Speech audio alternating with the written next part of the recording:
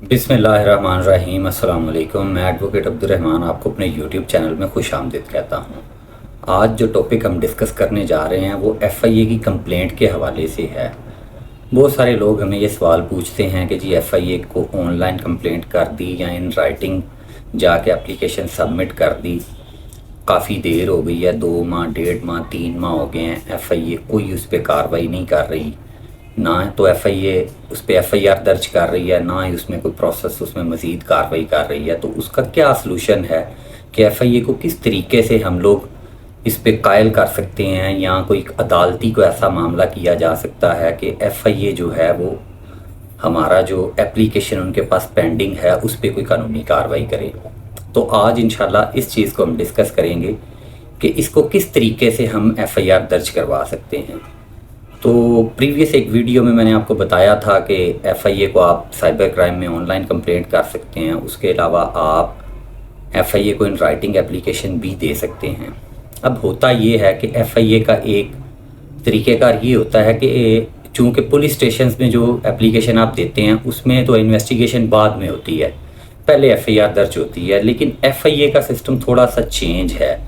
एफ़आईए के पास जब भी आप एप्लीकेशन मूव करते हैं तो एफ़आईए सबसे पहले जो है उस पर कार्रवाई करती है और सारे एविडेंस कलेक्ट करती है। जब एविडेंस उनके पास आ जाती है, उनको लगता है कि इस एविडेंस की बेस पे इल्ज़ाम ले जो होता है जिसके ख़िलाफ़ आपने एप्लीकेशन दी होती है उसने वाक़यातन ही कोई जो है वो इलीगल एक्ट जो है वो किया हुआ है साइबर क्राइम के हवाले से, तो देन एफ़आईए जो है वो उस पर कानूनी कार्रवाई शुरू करती है। लेकिन अनफॉर्चुनेटली हमारे पाकिस्तान में सिस्टम ये है कि अदारे अपना काम करना नहीं चाहते।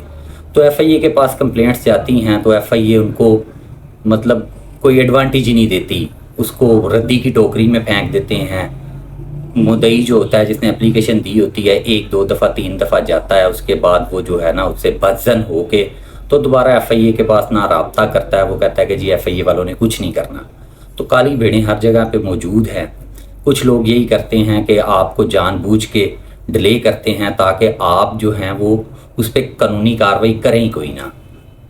तो अगर आपके साथ कोई ऐसा मामला हो गया है, 1, 1.5 माह, 2 माह, 3 माह गुजर गए हैं लेकिन एफ़आईए कोई कानूनी कार्रवाई नहीं कर रही है, आपने उनको जो उन्होंने एविडेंस मांगा आपने वो सारा एविडेंस उनको प्रोवाइड कर दिया, लेकिन एफ़आईए जो है उस पर एफ़आईआर दर्ज नहीं कर रही, कोई भी कानूनी कार्रवाई नहीं कर रही, तो उसका भाई बड़ा आसान सा सलूशन है कि अगर कोई ऐसा मामला हो जाए तो जो आपने एप्लीकेशन दी हुई है वो एप्लीकेशन जो एविडेंस आपके पास मौजूद है वो एविडेंस आपने लेनी है। एप्लीकेशन की एक कॉपी जो उन्होंने उसको डायरी नंबर लगाया हुआ है वो डायरी नंबर, अपने आईडी कार्ड की कॉपी आपने किसी भी लॉयर से रब्ता कर लेना है, हमारे साथ या जिसके साथ भी आपकी तसल्ली होती है। तो जो लॉयर है वो जस्टिस ऑफ पीस जो डिस्ट्रिक्ट जज साहब होते हैं उनके पास आप क्रिमिनल प्रोसीजर कोड के सेक्शन 22A 22B के तहत जो है वो पिटीशन एफ़आईए के ख़िलाफ़ फ़ाइल कर सकते हैं कि जी मैंने ये एप्लीकेशन मूव की और एफ़आईए इसमें एफ़आईआर दर्ज करने से या मज़ीद कानूनी कार्रवाई करने से गुरेज़ा है। तो जैसे ही आप लोग पिटीशन फ़ाइल करते हैं 22AP की जस्टिस ऑफ पीस के पास, तो वो एफ़आईए को नोटिस जारी कर देते हैं कि भाई आएँ, आके बताएं आपने अब तक इसमें क्या कानूनी कार्रवाई की, अगर नहीं की तो उसकी क्या वजह थी।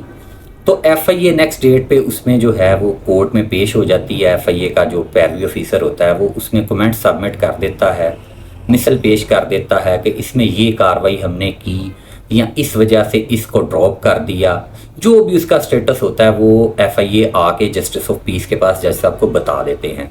अगर तो कार्रवाई पेंडिंग हो या ड्रॉप कर दी हो तो कोर्ट देखती है। इसमें होता ये है कि आपके जो लॉयर होते हैं उन्होंने आपका केस बयान करना होता है।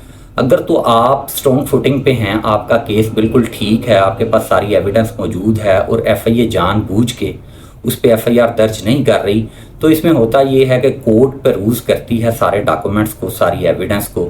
उसको पेरूज़ करने के बाद जो एफ़आईए रिपोर्ट सबमिट करती है उसको भी पेरूज़ कर लिया जाता है। उसके बाद अगर तो आप कोर्ट को मुतमिन कर देते हैं, सेटिस्फाइड कर देते हैं कि आपका ये जेन्युइन केस था जिसको एफ़आईए जानबूझ के लिंगर ऑन कर रही है, तो उसमें जस्टिस ऑफ पीस जो होते हैं डिस्ट्रिक्ट सेशन जज साहब वो उसमें ऑर्डर कर देते हैं एफ़आईए को भाई इस पे एफ़आईआर दर्ज करें और मज़ीद कानूनी कार्रवाई करें।